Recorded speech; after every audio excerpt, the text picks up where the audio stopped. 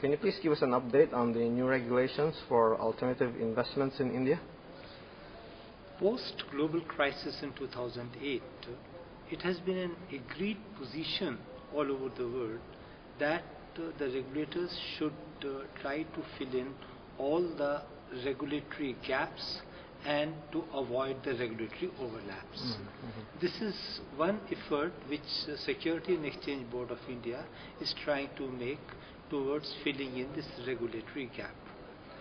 As the things stood before this time, that there was on one end there was mutual fund regulation which regulated the retail part of the spectrum, and on the other hand there was portfolio management regulations which simply assumed that the portfolio managers manage the portfolio of the individual investors and there was no pooling done, and the whole spectrum of pooled assets was left rather unregulated.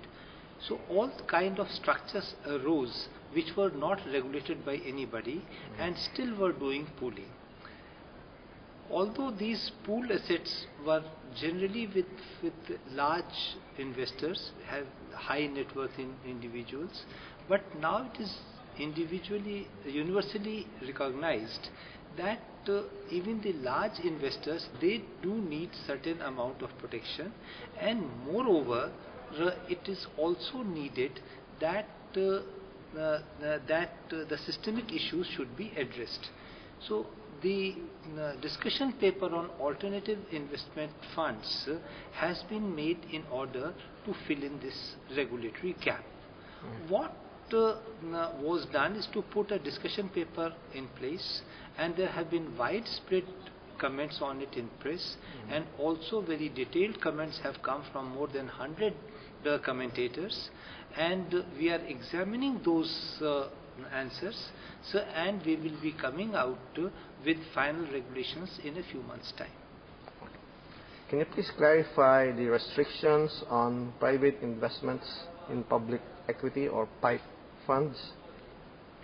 The way the alternative investment fund regulations have been structured is that we are not only trying to regulate the liability side of the funds, but we are also having certain regulations on the asset side of the funds.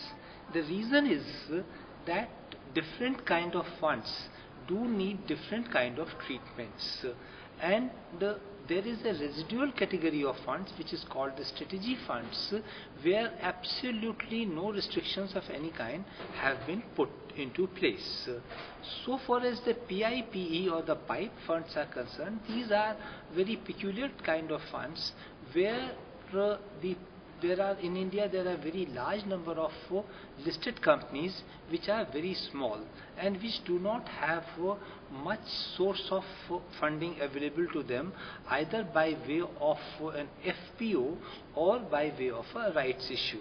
So these companies do need funding from institutional investors like private equity investors. However, for doing this, they do need a certain amount of due diligence, and they also need certain relaxations from various kind of regulations in IPOs and so on and so forth. Now the question is that if we want to target these concessions to a particular kind of activity, then it is necessary to define that activity and limit it to that. Otherwise, the very nature of having insider trading regulations, etc., one cannot leave it absolutely open for anybody that the insider trading regulation or publicly trading on the publicly available information is simply not applicable. So if you want to target concession, it is necessary to have certain restrictions on the asset sides as well. So this is the reason that investment restrictions for PIPE funds have been prescribed. What direction is the regulator or SEBI taking in terms of prescribing these regulations for private equity funds and alternative investments in India? Let me clarify that our intention is basically developmental. Let me again clarify that these regulations are applicable only to India-based funds. These are not applicable to funds which are based abroad and which access Indian market by way of foreign direct investment.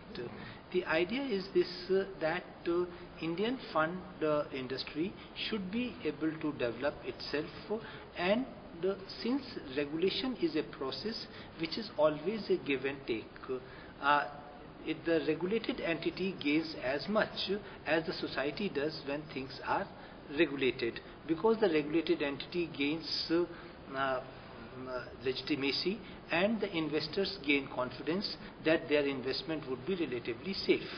So that is why we have tried to put this regulatory structure into place so that the private equity and the alternative fund industry can develop in India.